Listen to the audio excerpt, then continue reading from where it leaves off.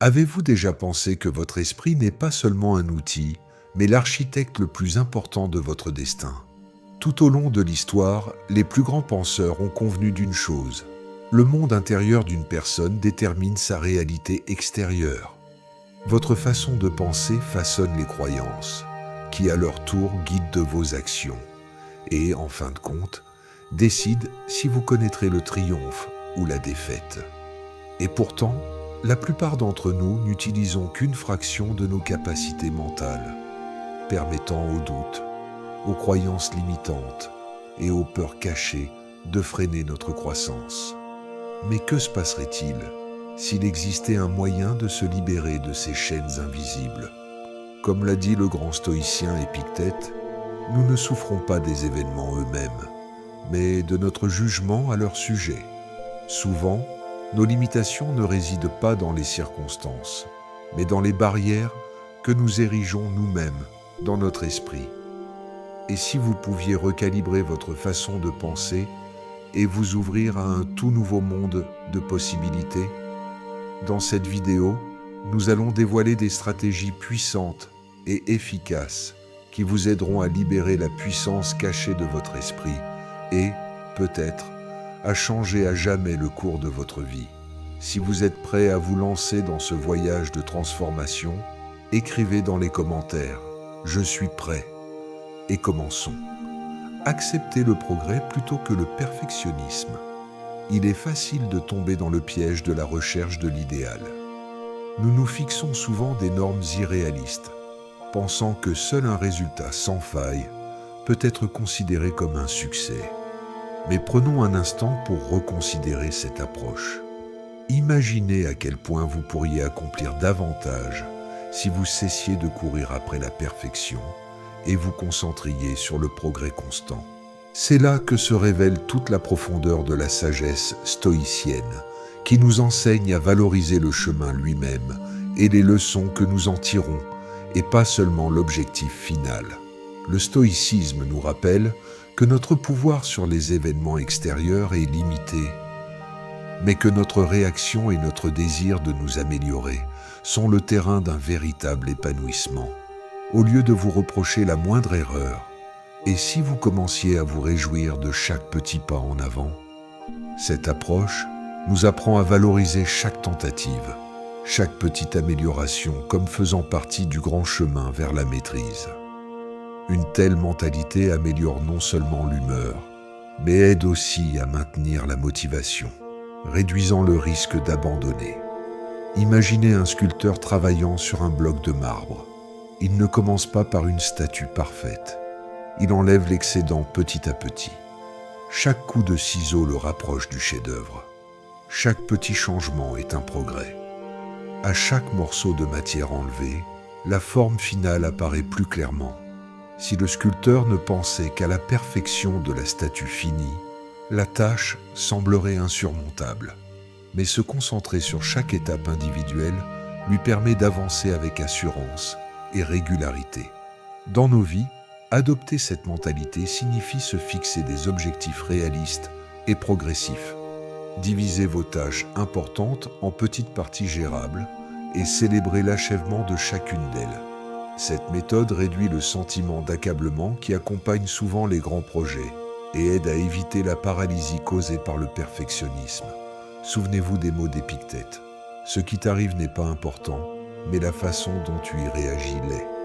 En vous concentrant sur le progrès, vous choisissez d'avoir une réaction positive à vos efforts, ce qui développe une mentalité résiliente et flexible. Alors, abandonnez l'idée que tout doit être parfait pour que vous puissiez vous sentir accompli. Acceptez chaque pas en avant, aussi petit soit-il, et observez comment ces petits pas se transforment en changements colossaux. C'est l'essence de l'approche stoïcienne. Trouver de la valeur et de la croissance dans le processus, et non dans la perfection du résultat final. En réorientant votre attention de cette manière, vous simplifierez non seulement l'accomplissement des tâches, mais vous tirerez également plus de satisfaction et de motivation de ce que vous faites aujourd'hui. Le pouvoir du mentorat et la sagesse des expérimentés. Il y a quelque chose de vraiment transformateur à apprendre de quelqu'un qui a déjà parcouru votre chemin. Le mentorat n'est pas seulement un transfert de connaissances ou de compétences, c'est une transformation personnelle profonde qui se produit souvent grâce à la compréhension et au conseil d'un mentor expérimenté. Ce lien peut devenir un puissant catalyseur de croissance, vous poussant au-delà de vos propres perceptions et élargissant votre compréhension de ce qui est possible.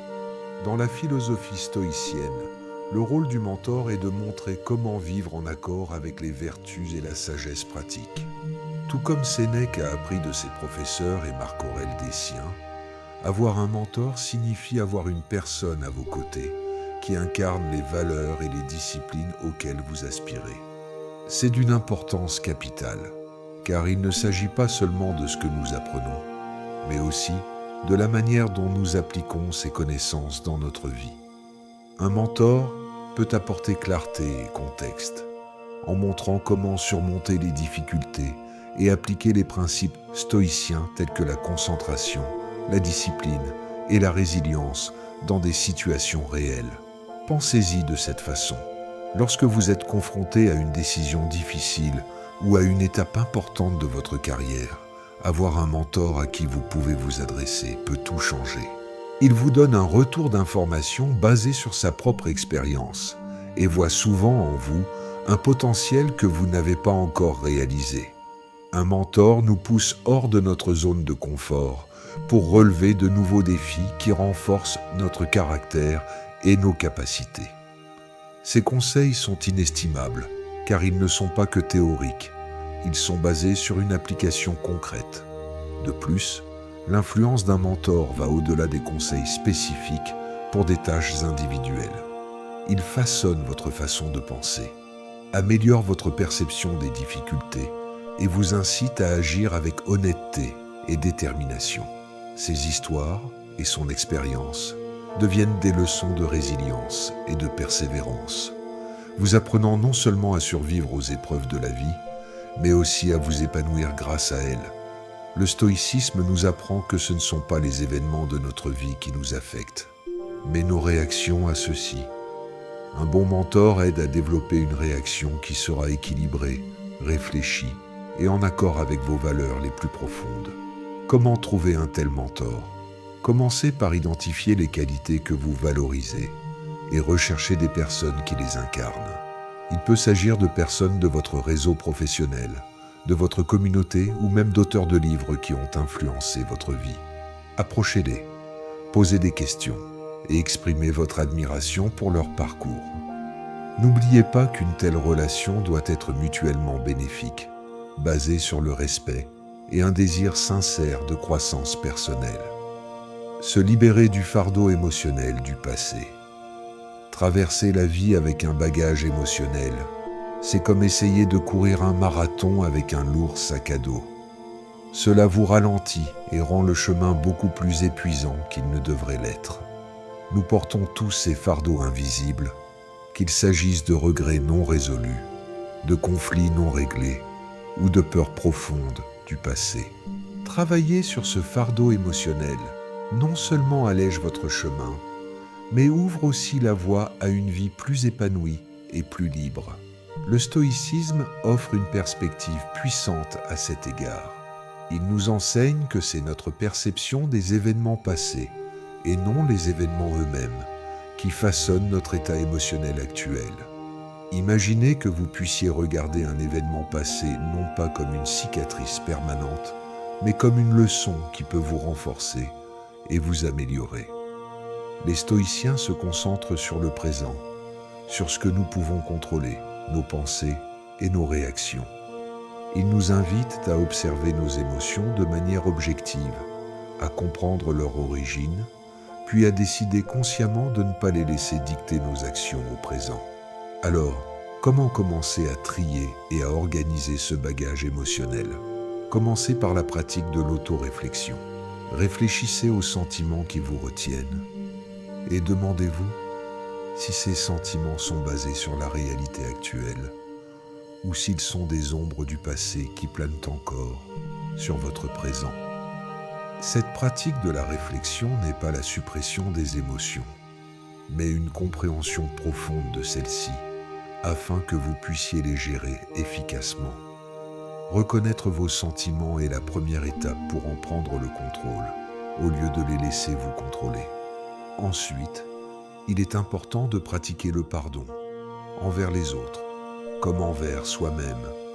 Le pardon peut être incroyablement difficile, surtout lorsque la douleur est profonde, mais il est aussi incroyablement libérateur. Cela ne signifie pas justifier un mauvais comportement ou oublier ce qui s'est passé. Cela signifie se libérer du poids du ressentiment. Rappelez-vous ce qu'a dit Épictète. Ce qui vous arrive n'a pas d'importance. C'est votre réaction qui en a. Le pardon n'est pas un moyen de changer le passé, mais de s'assurer que le passé ne dictera plus votre avenir. Une autre étape pratique consiste à développer la résilience en réécrivant votre histoire. Au lieu de percevoir vos expériences passées comme uniquement négatives, essayez de trouver la force ou la sagesse que chaque situation vous a apportée. Cela ne minimise pas la douleur que vous avez ressentie, mais cela vous donne l'occasion de prendre la responsabilité de la façon dont vous permettrez à ces expériences de vous affecter à l'avenir. Vous ne pouvez pas changer le passé, mais vous pouvez choisir l'histoire que vous vous en racontez. Travailler avec un bagage émotionnel est un processus continu.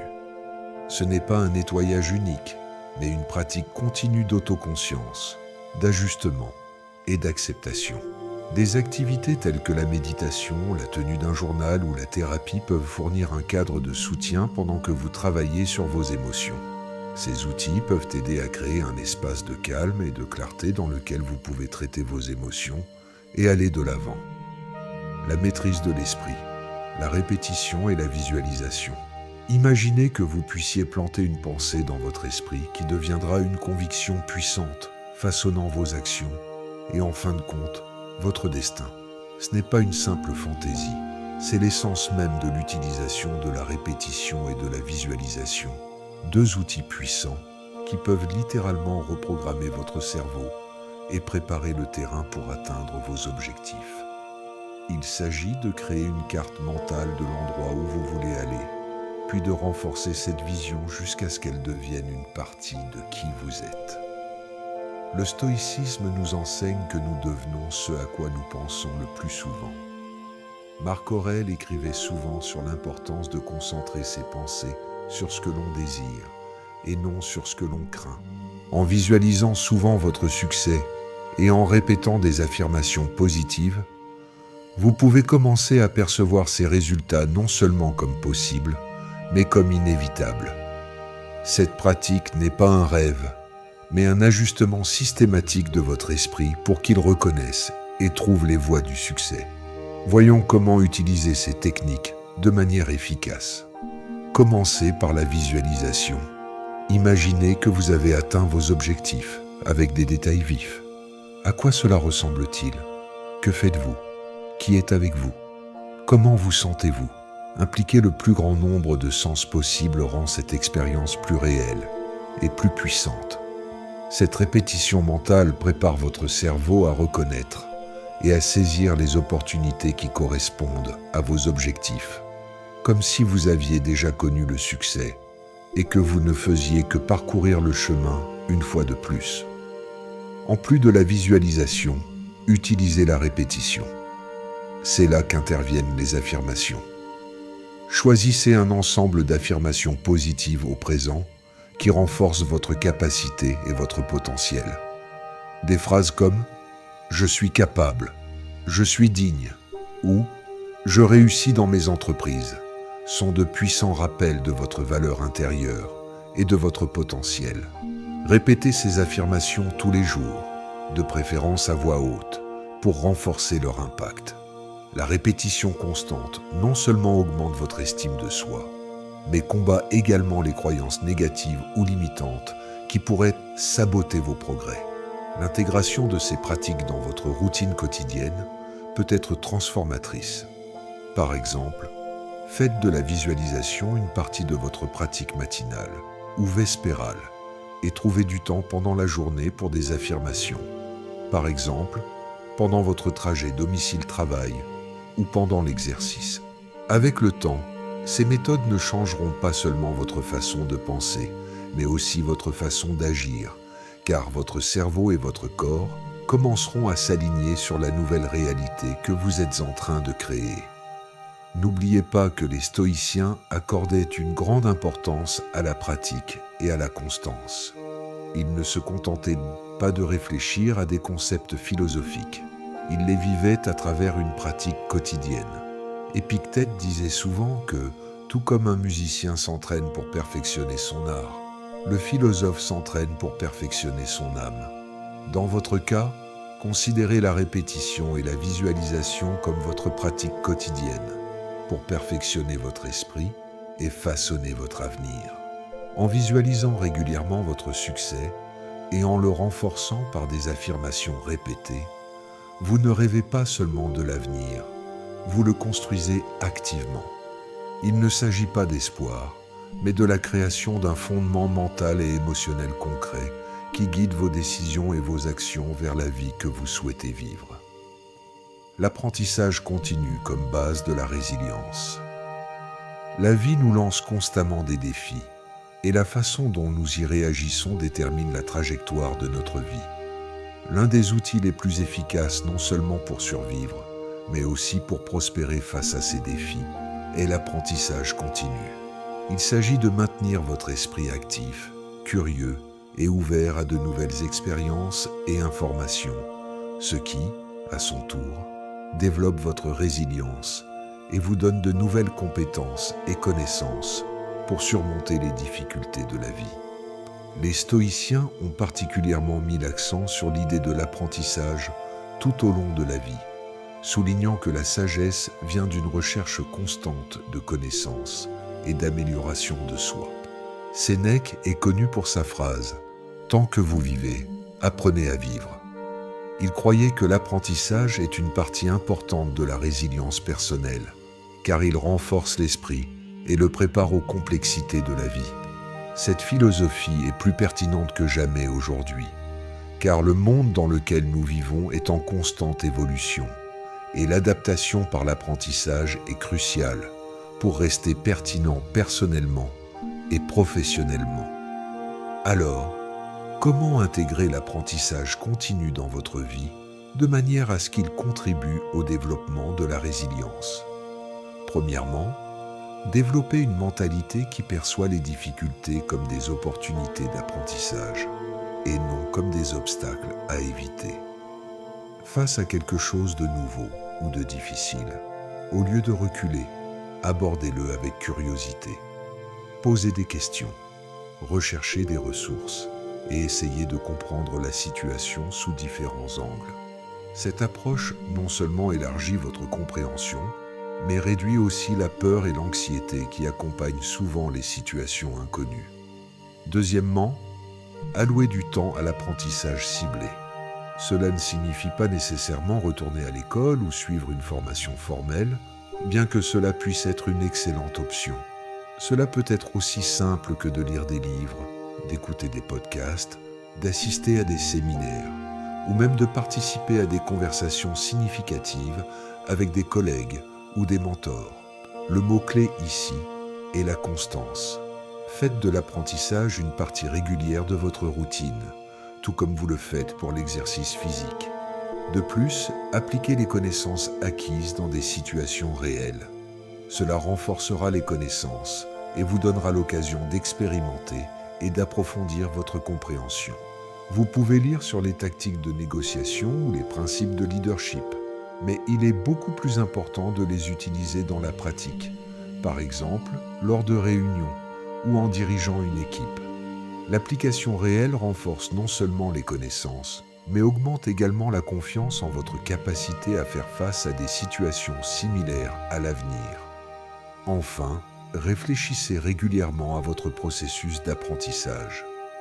La réflexion aide à prendre conscience de votre croissance, à comprendre quelle méthode fonctionne le mieux et à identifier les domaines où vous devez vous développer davantage. C'est une partie cruciale du processus d'apprentissage que les stoïciens pratiquaient très méticuleusement. Ils analysaient souvent leurs actions et leurs pensées à la fin de la journée, évaluant leur progrès et leur adhésion au principe du stoïcisme. Agir au lieu d'attendre le moment parfait. Nous commettons souvent l'erreur d'attendre le moment idéal pour commencer quelque chose d'important. Nous pensons que nous avons besoin de conditions parfaites, d'un moment parfait ou d'un ensemble de compétences parfaits. Mais soyons honnêtes, le moment idéal est un mythe. Il n'arrivera jamais. Ce qui arrive, cependant, c'est l'occasion d'agir, même si ce n'est pas parfait. Cette approche ne concerne pas seulement l'action, mais l'apprentissage par l'action. Les stoïciens étaient de fervents partisans de l'action.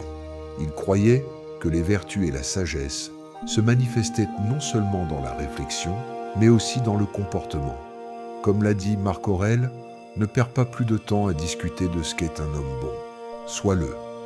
Cet appel à l'action nous rappelle que le vrai progrès ne vient pas de la planification ou de la théorisation, mais des actions réelles.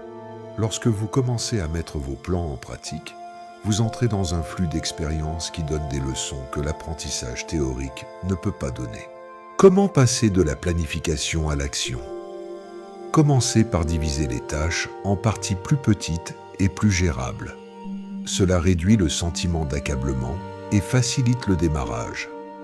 Par exemple, si vous voulez lancer une nouvelle entreprise, commencez par une étude de marché ou un brainstorming d'idées de produits au lieu d'essayer de perfectionner l'ensemble du plan d'affaires dès le départ. En accomplissant ces petites tâches, vous prenez de l'élan, ce qui facilite la résolution de défis plus importants. Ensuite, fixez-vous des objectifs clairs et immédiats. Ces objectifs doivent être réalisables et clairement définis afin que vous sachiez exactement ce qu'il faut faire. Cette clarté réduit la procrastination qui découle souvent de l'incertitude quant aux prochaines étapes. Chaque petit objectif que vous atteindrez renforcera votre confiance et maintiendra l'habitude d'agir. De plus, développez une mentalité qui valorise l'effort plutôt que l'évitement des erreurs. Les erreurs sont normales. En fait, les erreurs sont souvent vos opportunités d'apprentissage les plus précieuses.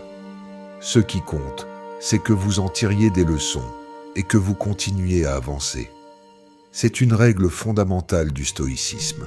Se concentrer sur ce que vous pouvez contrôler et lâcher prise sur ce que vous ne pouvez pas. Vous ne pouvez pas contrôler les résultats, mais vous pouvez contrôler vos efforts et votre attitude face aux erreurs et aux échecs. Enfin, encouragez-vous à sortir de votre zone de confort. Agir signifie souvent affronter ses peurs et l'incertitude. N'oubliez pas que le courage n'est pas l'absence de peur, mais la décision d'agir malgré elle. Chaque fois que vous faites face à une difficulté, vous ne vous rapprochez pas seulement de votre objectif, mais vous renforcez également votre force personnelle, sachant que vous pouvez gérer des situations difficiles. En donnant la priorité à l'action plutôt qu'à la recherche de la perfection, vous vous alignez sur la philosophie stoïcienne de la sagesse pratique. Cela signifie accepter la vie telle qu'elle est, et non telle que vous voudriez qu'elle soit, et prendre des mesures chaque jour pour vivre en accord avec vos principes et vos objectifs. N'oubliez pas que l'action est le pont entre votre situation actuelle et la vie que vous voulez mener. N'attendez pas le moment parfait. Créez-le par chaque action que vous entreprenez, aussi petite soit-elle. En fin de compte, votre esprit est soit votre plus grand allié, soit votre plus grand obstacle. Les limites auxquelles vous croyez sont celles que vous avez acceptées, mais elles ne sont pas réelles. Vous avez le pouvoir de retravailler vos pensées, de faire des pas audacieux et de briser toutes les barrières sur votre chemin. Les stoïciens nous enseignent que la force ne réside pas dans l'évitement des difficultés, mais dans leur dépassement avec courage et sagesse. Donc, en faisant un pas en avant en ce moment, souvenez-vous, le progrès est plus important que la perfection. L'action est plus importante que le doute, et la résilience est plus importante que la peur. Si cette vidéo a trouvé un écho en vous, ne vous arrêtez pas là. Regardez la prochaine vidéo à l'écran pour continuer à développer votre mentalité et à libérer votre plein potentiel. Et si vous ne vous êtes pas encore abonné, n'oubliez pas de le faire et de rejoindre la chaîne où nous devenons plus forts chaque jour.